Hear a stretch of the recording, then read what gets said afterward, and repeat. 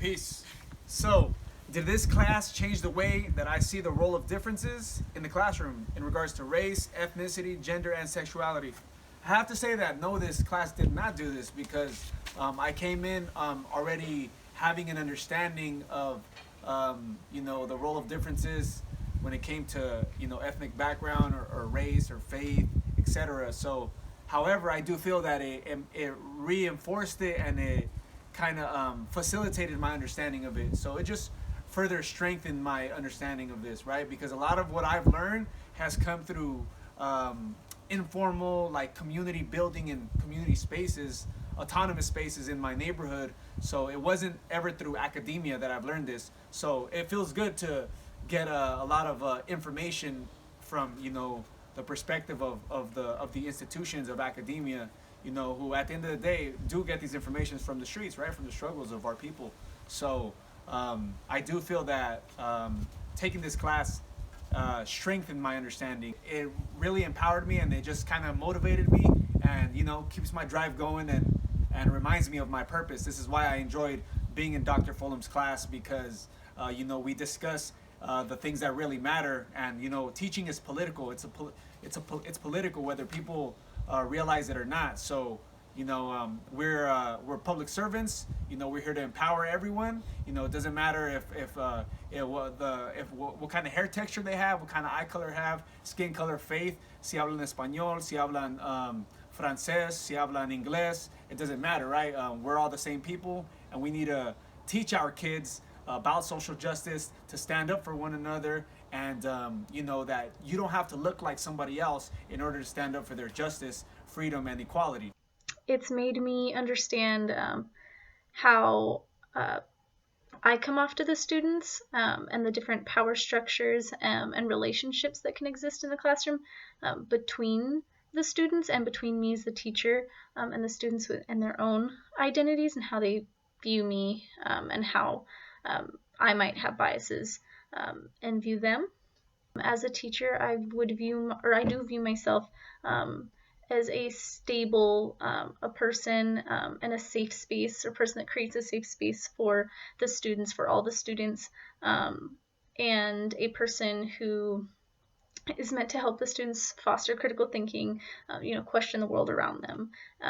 And that's something that we sort of got more into toward the end of the quarter with our last post, about critical thinking, and critical consciousness within the classroom. But I guess the way that we go about critical thinking, I've thought about that a bit more through this class. We analyzed different diverse groups in this class, and that helped me to have a better understanding of the concept of culture. I now see the inequality in education, and I see how factors such as societal ideologies and expectations relate to gender and to sexuality and to race and to other differences, and how those factors create barriers in education, and they prevent the youth from reaching their full potential.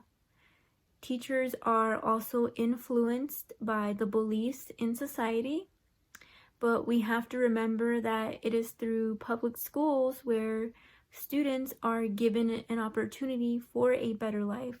So we have to move away from implicit bias and from social political factors and from labeling students, and we can't let those things manifest and contribute to the conditioning of students thinking of themselves negatively. I always used to tell myself that I see everyone equally, but I really didn't really think about this issue. But that statement that I made is false. I do have my own biases, and I learned in the class that I have to acknowledge these biases and be consciously aware of my own biases if I want to change to be a better teacher. I live with the motto of no one cares how much you know until they know how much you care. So I will try to build a connection so that they will know that there's someone someone that they can trust and learn more from. I didn't believe that students of color were actually targeted more than students of non-color, so white. So I didn't believe that, and I didn't see it at first, but once Professor Fulham showed us the statistics and all the data behind that, I just couldn't believe it. But the data doesn't lie, and I just feel like I should try to help these students more and try to be more open and caring to these students' needs. I took a Black History class, learned a lot in that class. Some of the ideas were the same in your class, but I think it more touched on basis of inside the classroom, how racism, politics are are in education. I honestly knew that this was an occurring problem, specifically out in society. I just never really took in consideration that this issue would actually be inside of the classrooms. So when I actually started taking this class, and I actually started like really focusing on the students who may be more vulnerable to being affected by this issue, I did notice that the students that were a minority, and I do have a transgender student in the class, they actually are more hesitant to be involved, engaged, and also when paired with groups, they always want to be isolated. And I really never knew why. And I now understand why perhaps maybe they've been going through this issue, and this issue that specifically of them being bullied for, because of the gender, because of sexuality, because of their race, may have prevented them or pretty much made them shy to actually want to engage more in class or to be part of a group. So this class definitely did develop my thinking of how I'm going to be monitoring closely these students, and how I'm going to be making sure that they're engaging. That way they feel safe and comfortable in my classroom. I definitely think that this class was essential and very important with regards to helping me develop my thinking on a lot of these issues. With regards to race, culture, ethnicity, gender, sexuality within our students and within ourselves as well, and how that affects our students, because we do bring biases that we might not be aware of when coming into the classroom and being educators, and how does that affect our students. So I definitely do think that it did help me develop my thinking on a lot of these issues, especially when we came to the topic of racial disparities within our school system, and how flawed our school system really is, and how it does fail a lot of our students that are minorities or underprivileged, Latinx students, African American students, and how there is a huge achievement gap within our education system, and how it does have to change. It's crazy how topics that are as important as sexuality, race, gender, they're all things that we never really consider going into a credential program, or at least for me. I didn't think that I was gonna have a class that took all of these topics and really put them under the spotlight, and I didn't think I was gonna have the chance to read about these things, get into Socratic circles, and learn, not just from my professor, but from my peers. So for me, I feel like I definitely changed with regards to all of that. From this class, I have also come to understand that there are multiple perspectives on race, ethnicity, gender, sexuality, multiple experiences, and I have come to listen to and hear my fellow classmates' experiences, and how those experiences has shaped their lives and their own learning. So from that, I can expect that my students have a variety of experiences, and all of those experiences have shaped who my students are, who they are becoming, and those experiences are also shaping their learning. This class has been really good at letting me hear the points of view of other people, and reminding me that my own experiences aren't the only ones that everyone is coming from. It's given me a much more diverse perspective, and taught me that just because something has always been a certain way in my life doesn't mean that that's how it is for everyone. Just something that I can apply as a teacher going forward. It's also taught me to be careful not to let any one particular perspective dominate a classroom, because anytime that one point of view becomes too dominating, it serves to turn off anyone that isn't from that same point of view. If you feel like you're not being represented or not being spoken to, then you're more likely to tune out. And as a teacher, we want all of our students to remain engaged. So that's definitely a lesson that I'll take to heart that I've gotten out of this class. It reassured me the reason why I wanted to become a teacher in the first place. I knew I wanted to make a difference. I just was kind of naive of what it took to make a true difference, to have understanding all these issues that really go on. Like I said, I knew them generally, but I didn't know the severity of it. And having all these tools now with me, these practices and these different things that we have learned in this class, I feel like will really help me to become the teacher I want to become. And I really think, the practice of teaching isn't just teaching your material, isn't just teaching your class. It's about, it's generally about teaching humans. You need to be able to teach them kindness. You need to be able to teach them to be fair, and that every single person is equal regardless of where they come from or what they look like. Did this class change the way I think about myself as a teacher and how I think about the practice of teaching? I know it just made me once again realize the level of dedication, the commitment, the effort that it takes to really make this what it can be, and what it can be is a movement. It can be something that combats ways of doing things that need to be altered, and that comes from making the commitment to go all in. You can become the best human being, me trying to be the best teacher. So in order for me to be the best teacher on that same path, I'm going to become my best self, because I can't be a hypocrite. So I have to cultivate myself. I have to do the self-improvement, self-realization in order to be what this position is meant to be. So yeah, I know that's why I say you got to go all in, because you can't be a hypocrite. You got to walk the walk and be about your actions. That's what I'm learning, because I'm in front of people. I mean something to them, they mean something to me, and I can't let myself or them down. So I have to be the best version of myself. Did this class change the way you think about yourself as a teacher, or how you think about the practice of teaching more generally?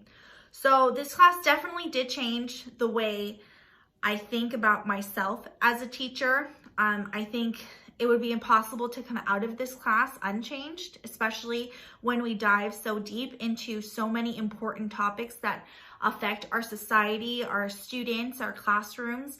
I think it would be impossible to come out unchanged, at least a little bit, just because we do dive deep into so many problems and issues within our society and our school, and how we even discipline our students, and how teaching hasn't really evolved in such a long time.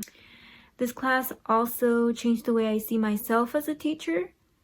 Sometimes I'm unaware of my thoughts and my feelings, and my implicit bias shapes my decisions and my choices, which is why it's very important to practice critical awareness, and that is something I am going to continue practicing.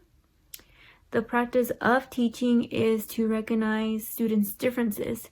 We want to learn about their interests, about their background, about their culture, and use all that information to create culturally relevant content that is engaging. And that is one strategy I learned in this class, to create culturally relevant content and the importance of it. So it was to seek first to understand and to be understood. I remember Dr. Fulham saying this on the first day of class and writing it down.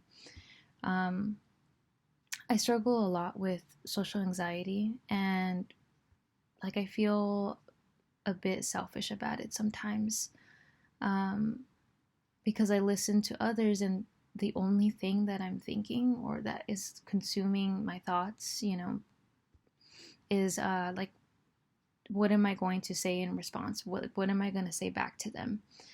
I'm always thinking about my response without paying too much attention to what is being said to me in the moment. So I found myself doing that with my students, where I felt like they saw me as a beacon of answers, and even if they genuinely just wanted to talk about their struggles in in other classes, or maybe they wanted to talk about what they had for lunch, just like the very simple basic stuff. I was always thinking about what I was going to say back to them, and like that I had to say something academic in return. So now I really try and listen, and I ask them more questions about their lives should they choose to open up to me. It's also helped me understand that my efforts to understand them has made more of an impact, more so than how smart I am or how much I can, act as a Google search engine for them. It's not really about that. It's about understanding them as people. It's changed the way I've thought of the role of a teacher in that it's made me consider teachers more of facilitators of learning instead of authority figures. A lot of the classes that I took when I was growing up, or even early in my college career, like undergrad stuff, have been very much an authority figure standing at the front of the room, presenting information that everyone else has to just memorize, or even in more like English and social studies, more opinion-based classes, they're still telling you the right way to feel about the material. Whereas in this class, I feel like everyone's perspective is valid. And no matter where you're coming from, as long as your discussion is still conducive to the point of the class, you're free to feel however you want about it, whether that's in agreement with the rest of the class or whether you're a voice of dissent. Everyone's opinion feels like it matters. So in my own teaching, I feel like it's taught me that you don't have to get everyone on the same page necessarily. It's just about getting people to be thoughtful about the material. And that's something that I definitely want to incorporate into my own teaching as I become a teacher later on. Number 3, did you learn any teaching strategies in this class that you will take into your own practice? If so, what are some of those practices, and how do you think they will enhance your teaching? So I really learned a lot in this class when it comes to teaching strategies, but one of the most important ones that I have learned was, trying not to hold biases towards students, because, we all harbor these biases in our mind, regardless if we want to or not. They always pop up sometimes. They sometimes pop up. So we need to be able to, think about these thoughts that we're having and be like, hey, that's not okay. And as long as we're conscious about these things that are happening, then we are able to eliminate them from our minds and really truly give students an equal opportunity. So I think with that comes using social justice in our classrooms, or in my classroom. Make sure that every single student is equal, receives equal rights, and receives the same fairness as everybody else. And just I want them to make sure that they know that they feel they are valued and they matter in my class. The one that stuck with me the most throughout this course was culturally relevant pedagogy, and really just thinking about student backgrounds and cultures, not just in the context of who is what and where are they from and what do they like, but in how they process information and how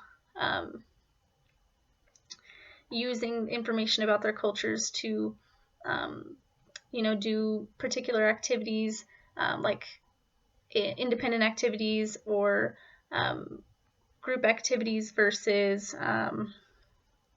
like competitive activities, and how that's related to culture might help the students process information in a particular way, or help a particular class of students process information better. And then this also sort of plays into creating a safe space for learning through that, because of how the students' brains respond to the activities that you create and how you go about learning within the classroom. So culturally relevant pedagogy was probably the one that stuck with me the most, that I really appreciated learning about within this course, because I think that I had some misconceptions about what it meant to be culturally aware of who your students are, just like most of us, I think, did when we went into the course. So, the Socratic seminars, I really enjoy those. I would love to implement them into my classroom, be it 7th, 8th, or high school, right? Grades. Breaking down in small groups, more so the I guess the non-traditional type of teaching, right? Because in a circle, everyone's equal, right? No one's left behind, and these are very um, old ways, right? Old ways of those who came before us, because the linear way is very Eurocentric, and what we've learned in this class is definitely, the culturally relevant pedagogy, and that's the route to go. And Dr. Fulham, again, he presented the evidence, which is a data that it works. So this isn't just some hocus pocus. What I'm saying? It's real. We know it's real because the data proves it, and because we know, even though I didn't have data, I knew this didn't work, because I can give my own testimony to say that the Eurocentric way of learning that I grew up having, that was very linear, it didn't really interest me. It didn't engage me. I just did it because I had to do it, right? But we lose a lot of our youngsters because it doesn't engage them, because it's not culturally relevant. I really liked the circle discussions. Like, I mentioned that I have social anxiety, so it was like kind of hard for me to talk during them, but I still did it. So other people should also be able to do that as well. So I really see, how those are beneficial. Everyone sees everyone's face and body language, and no one has their backs turned to one another. The lead is taken by the students instead of the teacher. I have practiced it a few times, like the whole like a Socratic seminar like thing in my class, but I feel like my students are not accustomed to that, so I'm changing their environment. They're not super used to it. So personally, I can't wait until I can utilize that in my own classroom and make it the norm, so that I can see the full benefits of the circle discussions like I do in Dr. Fulham's videos, the ones where he shows us his classes in Brooklyn and stuff. So more than anything I've learned in this class and in this program is the value of students learning from one another and like teaching each other, based on their own experiences in life and their like what they took away from the content that we are learning. I feel like student fueled discussion is also so important. This class has definitely been the most engaging out of all of the classes that I've taken this quarter, or even in the teaching credential program so far. And I think that a large reason for that is because of all the student-based discussion that happens in it. It helps when everyone feels like they're able to get their point of view out, and people can come to their own conclusions about what they want to keep and what they want to change based on the things that they've heard in discussions. One important teaching strategy that I have gotten from the class is how to have a group discussion, especially a circle discussion. Prior to this class, I was a little bit skeptical about how a circle discussion can work with a large number of students, but I believe that it is possible. The key is for me to create a safe, welcoming environment, to create a community where students feel that they can voice, their voices can be heard regardless of their opinion. Also, I need to ensure that students who have minority or dissenting opinions are free to actually share those opinions with the knowledge that they are going to be heard, that they're going to be listened to, and that they are going to be respected. So that is one thing that I do plan to incorporate into my teaching. Even though science classrooms are not known for whole class discussions or circle discussions, I see many scenarios where those whole class circle discussions are possible, and I plan to incorporate them into my own teaching. One of the things that I definitely want to take into my classroom is the circle, whether it's just working in a Socratic circle, whether it's working in a circle in order to build community in the classroom. I think that's important. I don't think that we as teachers need to just worry about putting people in rows and saying, here's what we're doing today, here's the assignment, make sure you do it, there's the bookwork, homework, whatever, what have you. I think that if we don't have a community within the classroom in which the students feel comfortable to raise their hand and get a question wrong, then they're not going to want to participate. They're not going to want to care about what you say. They need to feel free to not only express their opinion, whether it's something you agree with as a teacher or not. They need to be able to feel that the room is safe. They need to be able to feel like that's a safe and inclusive area, not just for right or wrong answers, but for them as individuals and people. Another strategy that I really liked was restorative practice. Restorative practice teaches teachers how to approach students in different ways, and it helps students build empathy, and it helps them see that the teacher listens and cares. If I was in a situation where a student was upset with me, I would probably end up saying the wrong thing, or I would promise something that is unlikely to happen. But restorative practice teaches teachers how to approach students, and overall I think it will enhance my teaching because I'm going to be practicing self-awareness, and I'm going to be thinking before I say, and also I'm going to be using a tone of voice that is positive instead of negative, and overall it's going to create a positive environment in the classroom. As far as teaching strategies that I want to incorporate into my own practice, the main one I think would be restorative practices.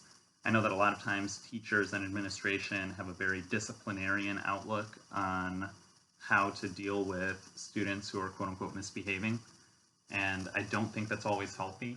A lot of the times, if a student is just being disciplined every time something goes wrong rather than being spoken to and heard from, it can serve to turn them off from the entire educational process. They'll feel like, why am I even participating when these people aren't making an effort to understand me and where I'm coming from? So definitely just building on the relationship with students and trying to reintegrate them into the classroom community after an incident occurs can definitely help. I think the biggest teaching strategy that I learned was probably the circle groups. I think that being a part of the circle groups, like, it was good to be able to create an equal playing field. I think passing around the totem for people to respect each other's opinions and for them to be able to speak freely and to be able to listen to each other created a safe space where people felt that they could be open with each other. And I think that that was super important to me. I think that that was one of the things that I enjoyed about the class the most, and I think that it's definitely something that I could bring to my classes when I become a teacher. And I would really like to, create that safe space for people to be open and share and to be vulnerable. And I think that by allowing people to be who they are, I think that we could really build together, and I think that we could make something better happen. I loved the way that we had a community in the classroom. Obviously the circle, but I thought people were vocal even more so than other classes just because you established that from the get-go. So even doing some of the restorative practices as far as acting that out, that was cool. I got to participate in that. I felt great being able to share and people listening, and I love to listen to them. This class really gave people power as far as we knew that their voice meant something. So Dr. Fulham modeled using mindfulness as a teaching tool in the classroom, both teaching mindfulness and using it to enhance the classroom experience. I have always been attracted to the idea of mindfulness teaching, but I didn't really have a model by which to put that into my own classroom. And now that I know, it only takes maybe 5 or 10 minutes at the beginning of class. It won't really take up a lot of class time if we do it effectively, and if we encourage our students to keep practicing mindfulness at home. So I do believe I'm going to do that in my own classroom. I will probably include some more movement in my mindfulness practices because a lot of the things I do, including mindful walking, do involve a lot of movement. But there are like there is still value in mindfulness, like sitting meditation and so on. And so I'm going to include those practices in my teaching as well. And it was a combination of this class and the one I took in the fall with Dr. Fulham, which was, just being mindful, taking into consideration mindfulness, right? The practice of being mindful in the classroom, of being mindful in my career, my pedagogy. So definitely, this class for sure taught me a lot about being mindful. I get lost in my thoughts sometimes. Sometimes I don't even have time. It's hard for me to focus. So for sure, this classroom did do this for me. So this class helped me think more about mindfulness and how I need to be a mindful educator. Again, this is something that my mom has really taught me and drilled into me as I've been struggling through student teaching, but this class also helped kind of give me the motivation to continue student teaching and to continue in the teaching profession in spite of all the nonsense that I've kind of been dealing with. It definitely opened my eyes to how difficult teaching is and really like how much I have to be there for my students and how draining that's going to be, so how mindful I have to be of myself and what's going on in my own life in order to be able to support not only myself but my students and everyone around me. So it really has opened my eyes to how much my students are probably going to need from me in the future when I'm not going to have that support of my master teacher behind me. Always being mindful, not just in my personal life but also with them. So I feel like this ties into the third question about what teaching strategies I learned in this class, and definitely it's being mindful with my students. I'm practicing it myself in my personal life so that I can then take it to my classroom, but I tried it already. I was in front of my classroom, my students were being really loud like they usually are, but I let them know, instead of, hey, stop talking, I said, I feel very disrespected right now, so I would appreciate if you guys would stop talking so that I can continue. And it was insane. The students stopped talking. The students looked up at me to the front of the classroom. They seemed very apologetic, and then that was that. So for me, I feel so grateful for Professor Fulham, because if it hadn't been for that, I would have been doing the same thing. The same, hey, quiet down, hey, stop talking, and commands like that, they're not the greatest all the time. So I feel grateful that I got to learn that. And definitely, I feel that as a teacher, I grew so much. The practice of teaching, I've realized, is so much more complex than I ever thought, but it's great. I feel like I learned a lot in this class. I learned from my peers. I'm ready to apply these things to the classroom. Teaching is obviously not as simple as I thought, or any of us for that matter, but I feel grateful. Because ultimately students are people.